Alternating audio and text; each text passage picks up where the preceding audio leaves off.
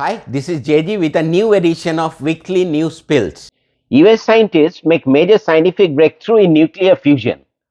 US scientists have made a major scientific breakthrough in the decade-long quest to harness fusion, the energy that powers the sun and stars. Researchers at the Lawrence Livermore National Laboratory in California for the first time produced more energy in a fusion reaction than was used to ignite it, something called net energy gain, the energy department said. Proponents of fusion hope that it could one day produce nearly limitless carbon-free energy, displacing fossil fuel and other traditional energy sources. Producing energy that powers homes and businesses from fusion is still decades away. But researchers said it was a significant step nonetheless. Net energy gain has been an elusive goal because fusion happens at such high temperatures and pressures that it is incredibly difficult to control.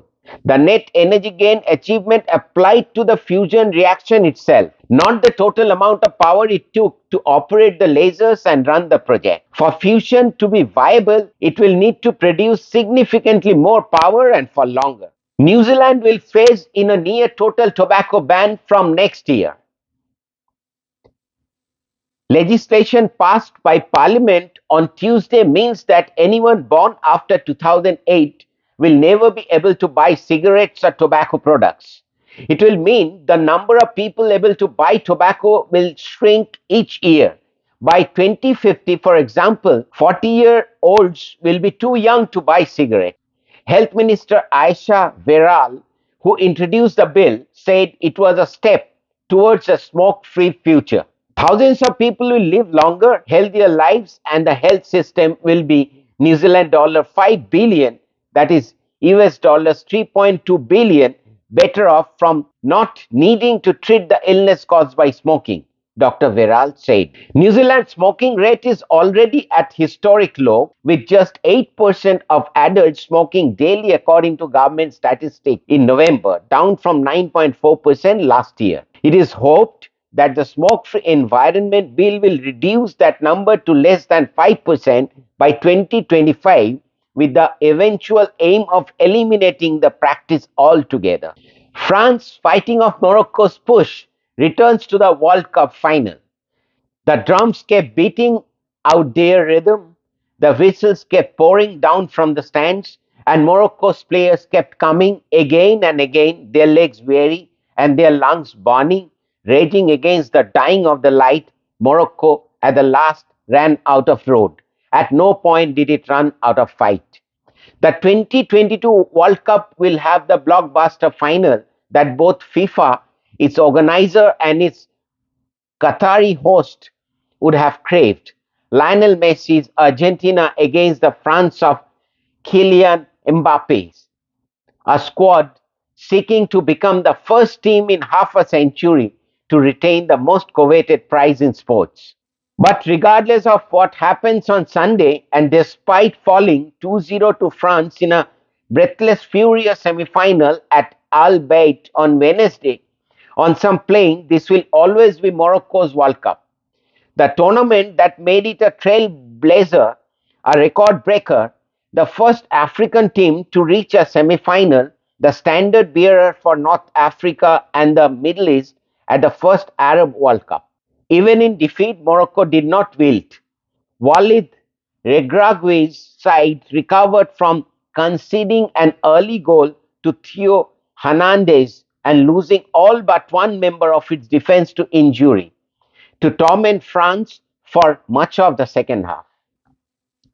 There were times, vast swaths of time, in fact, when a team that had arrived at the tournament with scant prospect of surviving the first couple of weeks had the world champion rocking back on its heels, scampering and scurrying to clear the ball that was ricocheting around its penalty area, stiffening its sinews to repel Morocco's attacks. Only when the substitute Randall Kolo Muani, tapping home from close range with his first touch only a minute after entering the game, doubled France's lead in the 80th minute, did the air go out of Morocco. Regragui's players, the ones that overcame Belgium and Spain and Portugal, the ones that illuminated this tournament, The ones that became the darlings of a country, a continent, and a region sank to their haunches, knowing they had arrived at the end. In time, though, they may look back on this World Cup as a beginning. World Cup trophy explained.